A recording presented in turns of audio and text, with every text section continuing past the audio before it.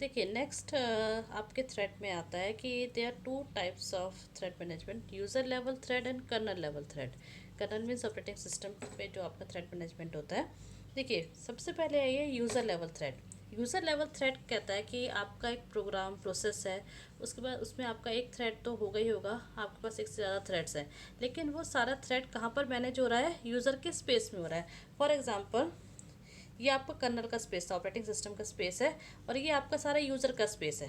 ठीक है, अब यूज़र के स्पेस में ही जितने भी आपके मल्टीटास्किंग थी थ्रेड, मतलब कि आप मल्टीटास्क कर रहे हैं, वो सारे थ्रेड्स काम कौन मैनेज कर रहा है, आपका यूज़र ही मैनेज कर रहा है। इट मीन्स कि ऑपरेटिंग सिस्टम का इसमें कोई रोल नहीं है। अब ये यूज़र ही उनको शेड्यूल करेगा कि पहले कौन सा थ्रेड एग्जीक्यूट होना है, बाद में कौन सा होना है। ठीक है, तो इट मीन्स कि यूज़र ही सारा थ्रेड को क्या कर रहा है, मैनेज कर रहा है। अब इसका फ़ायदा क्या होता है कि अब अगर कोई प्रोसेस है, उसको अपना कोई शेड्यूलिंग एल्गोरिथम बनाना है, कि सपोज आपके पास एक प्रोसेस है, उसमें आपके पास 3 टास्क है, 1 2 3।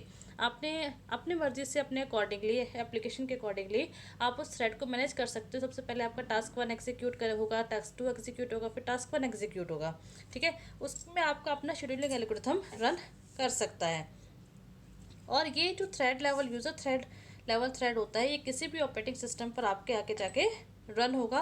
और अगर यूज़र लेवल का थ्रेड है, इसका मतलब कि बार बार उसको अगर स्विच करना है तो कोई सिस्टम कॉल की ज़रूरत नहीं है, एक थ्रेड से वो दूसरे थ्रेड पर आराम से स्विच हो सकता है।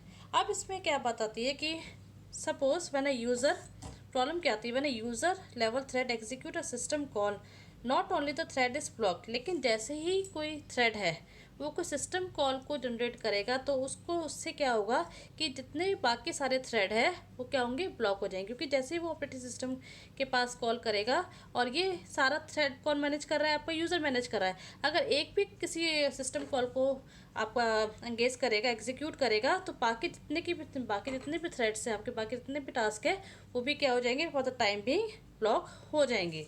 ठीक है, अब नेक्स्ट आता है आपका kernel level thread. Kernel level thread कहता है कि अब आपका जो थ्रेड है, थ्रेड देखिए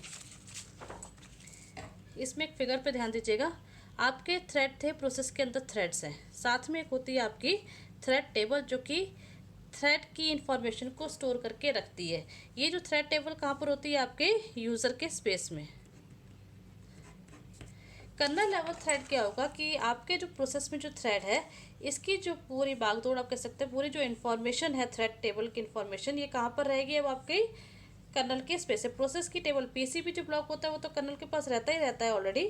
अब थ्रेड की टेबल भी कहाँ पर होगी, आपके कर्नल पे। यानी कि आपके जितने भी थ्रेड को कौन एग्जीक्यूट करेगा, कौन शेड्यूल करेगा, आपका ऑपरेटिंग सिस्टम शेड्यूल करेगा। इट मीन जैसे वो प्रोसेस को शेड्यूल करता है ना, पहले P1 एग्जीक्यूट होगा, P2 एग्जीक्यूट होगा। अब P1 P2 के अंदर जितने भी थ्रेड्स होते हैं, वो भी कौन शेड्यूल करेगा, आपका ऑपरेटिंग सिस्टम शेड्यूल करेगा। अब ओएस ऑपरेटिंग सिस्टम को सब पता है कि इस प्रोसेस है, इस प्रोसेस के बाद 3 आपके पास थ्रेड्स हैं, दूसरा प्रोसेस है उसके पास 2 थ्रेड्स हैं। अगर पहला एग्जीक्यूट हो रहा है तो दूसरे का कब नंबर आना है, तो पूरा ये एग्जीक्यूशन शेड्यूलिंग कौन आपका संभालेगा, ऑपरेटिंग सिस्टम संभालेगा in case of kernel level thread. और इसका एडवांटेज और क्या है, it supports multiprocessing. Obviously multiprocessing को कैसे सपोर्ट करेगा, आपके पास P1 P2 आपके 2 प्रोग्राम एग्जीक्यूट हो रहे हैं, क्योंकि थ्रेड का मैनेजमेंट भी किसके पास है, कर्नल ऑपरेटिंग सिस्टम के पास है।